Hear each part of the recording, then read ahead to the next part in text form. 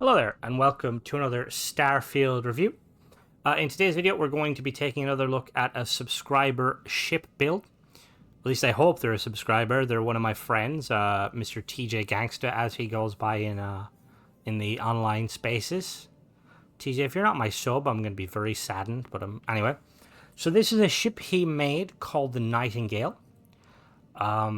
It's a really cool ship. Even before I started doing ship reviews properly, I seen him make this ship and I was like, that's a really cool ship.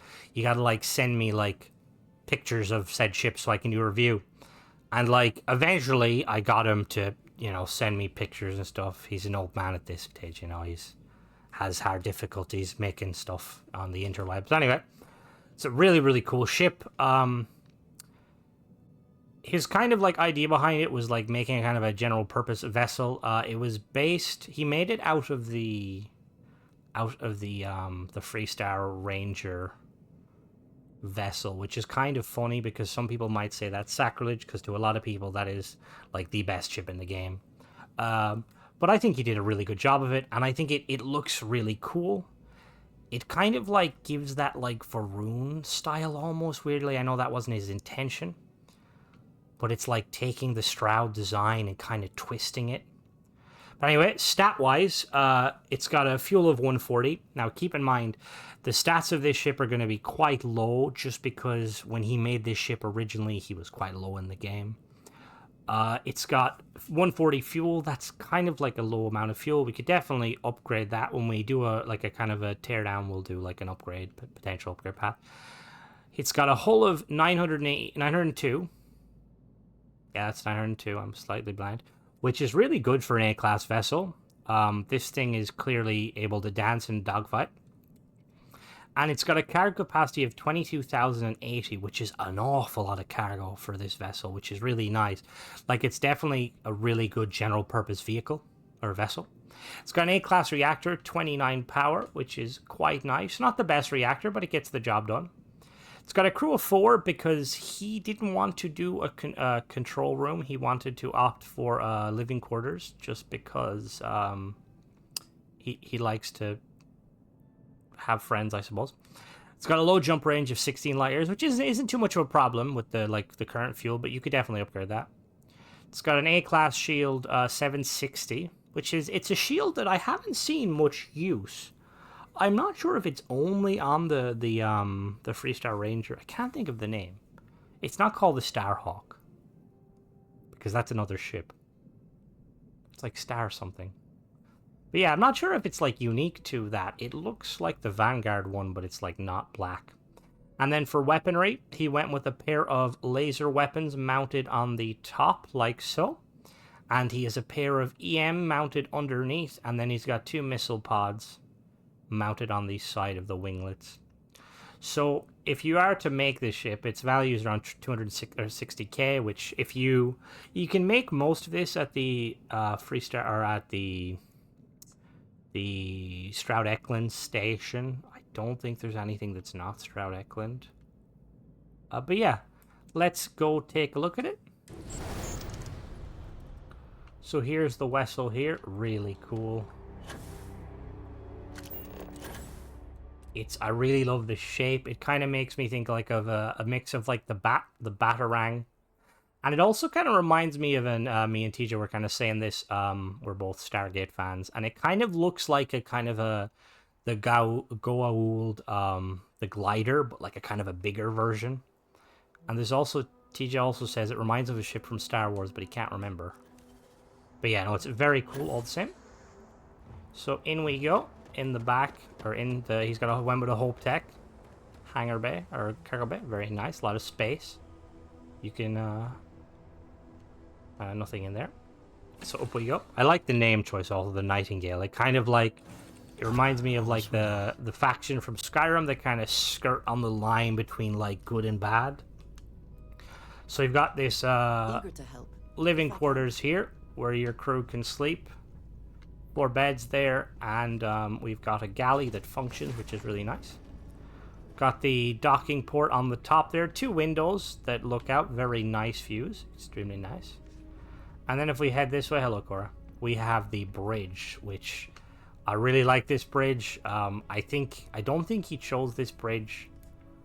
I don't know if he chose it for the looks or just because it came to start off, but it's a very good choice of the bridge. A lot of crew space. You've got your pilot seat there, you've got the co-pilot seat on the left, navigator on the right, and then you've got 2 seats here for extra crewmates.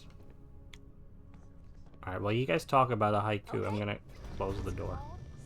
Alright, so let's take her up into space, see how she performs. Space is cold and dark. Of course. Who gave her access to the ship-wide intercoms? Vasco, get off the roof. What are you doing on the roof, Vasco?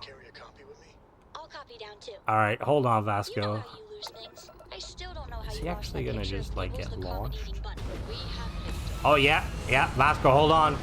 Jesus Christ. Guy's a madman. Vasco's just like, you know what? I'm not in this ship. I'm just gonna stay outside. Man's like role-playing as R2-D2 from episode 1. Looks peaceful from up here, doesn't it? Anyway, as always, I have a perk that increases my power by 5, so for the sake of this review, we are going to be only using that power, but there is more than enough in the current configuration. So weapon-wise, we've got those laser weapons that are very effective. They're also pink. TJ likes to make the boys wink, as they say, and I don't know if that's probably a very outdated term and might be slightly sketchy, but that's something we say in Ireland. Got some EM weapons there. Very powerful if you do want to disable. And we've got those missile pods. Speed-wise, we have a base speed of, it's going to be 150, yeah. 150 base speed, A-class engines. Boost speed of... We got a boost speed of 600, which is very nice. Quick little agility test, we'll pitch up. Okay, it's not too slow for something that is 2K cargo. It's like very good. It is an A-class though. Quick little yaw, and the yaw is just as good, and then the roll. All right, let's head down to the planet and see how you build it. All right, so here's the vessel split into 2 sections. We have the top and the bottom. So we'll start with the habitat modules. We have the Viking CP-220 cockpit from Stroud Eklund, 280 cargo for crew. Behind that, we have the Stroud all-in-one berth 2x1A. We have the Connect Pro Docker top. The reason he went with this is because he liked the idea of just being able to have, even though he said this is kind of a solo kind of ship or a small crew, he likes to be able to have extra passengers if need be. And then we have, what else? Weapon-wise, underneath the cockpit, we have 2 Seppaku 250 GC suppressors from Shinigami, A-class, 1050 range, 1.5 fire rate, 54 electromagnetic damage, and 6 power each. Pretty power hungry. And then the winglets, we have 2 of these Reza 30 THC IR pulse lasers from Shinigami, A-class, 1040 range, 6.65 fire rate, 6 hull damage, and 19 shield damage, and 4 power. Now for the shield here, we have the Marduk 1040A shield generator from Protector Shield System, A-class, 7 power, 760 shield, and that's it. For the structural pieces, on these winglets, he's got 2 of these Stroud Cap A, port 4 top, 1 on each side. He's got 2 of these Stroud Cowling 3LS, he's got a starboard one and a port one. He's got 2 of these Stroud Engine Bracers A. And then at the back here, he's got the Stroud engine mount. And then he's got 2 SA-4330 engines from Slayton Aerospace, A-class, 2 max power, 15,240 engine thrust, 3220 maneuvering thrust. He also has 4 sets of windows, 2 here, and then 2 here on the cockpit. I explained to him that they don't do anything, but he says they likes the way they look. So the mind of a Swedish boy is, you know. And then on the bottom of the vessel, we have the Hope 4 landing bay from Hope Tech. We've got the Tokamak X3000 reactor from Xi'an, A-class, 29 power. We have the SGD 1400 grav drive from Slayton Aerospace, A-class, 9 power, 19 jump thrust, which gives us 16. Now, if I was to make one upgrade, it would probably be to swap this to a better grav drive. There is better versions of that available. So that's a B class, I can't read. This version here, which similar in style, do we have actually the STG? don't know if they have any. No, they don't have any SDG.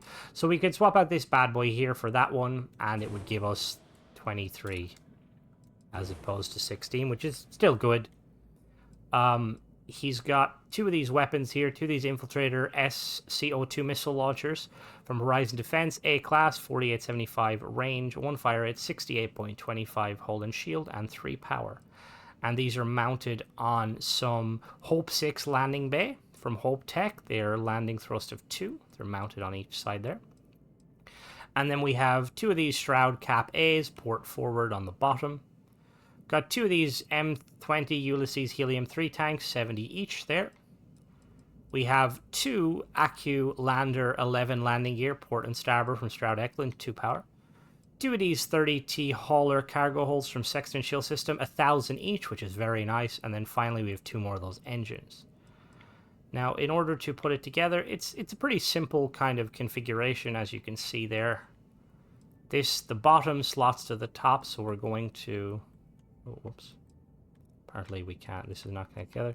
This basically just sits like so, with the fuel sitting under the front part of the cowling, landing gear in the middle, the cargo in the back, and then the 2 engines there. And then exact same on the other side. I have to say the fuel tanks are quite low, but I do like I like how they look. I was saying to him when he was like showing me the build, it looks like they can be interchangeable, like, you know, if you quickly need to dump them and reapply them. And then on the back here, these all sit like so. They sit like that. And then for the landing gear, you're gonna have to kind of fiddle with them a little bit. The landing gear themselves fit fine, like so. But the weaponry sit alongside the windows. So you're going to have to briefly remove these windows, like so. And then you put these there, 1 each side. I really like these missile launchers. They're like, color scheme's quite nice. And then you got to put down the windows. Without these windows there, the ship just falls apart. Oh, it does fit. Never mind. You don't have to do anything finicky. But yeah, that is it. There's no merge glitch, even though I don't know if I mentioned the merge glitch before or after you made this ship, but yeah, all in all, very, very cool ship. Good job, TJ. You guys, let me know what you guys think of this vessel. TJ, if you want to comment, you probably won't because you're like apparently too cool for that. Don't forget to subscribe if you like sort of content and check out other videos. If you would like to submit a ship for review, you can either send me messages on Discord. My username is Crimson Flyboy without a space, all one word. Or you can message me on Xbox Live, which is my username is Crimson Flyboy with a space, so 2 words. And even if you're on PC, you can still message me through there. Just use the Xbox overlay app and just add me and message me. And then if you do send me ships, send me pictures of the breakdown. You know how I usually break down the ships with like each like kind of level. And then just multiple kind of angles so I can see. And if it is intricate, just explain a little bit. And then obviously with the habitat, if you can let me know what habitat goes where, just because I don't want to set up differently. And yeah, so that was it. As always, thanks for watching, guys. Catch you in the next one.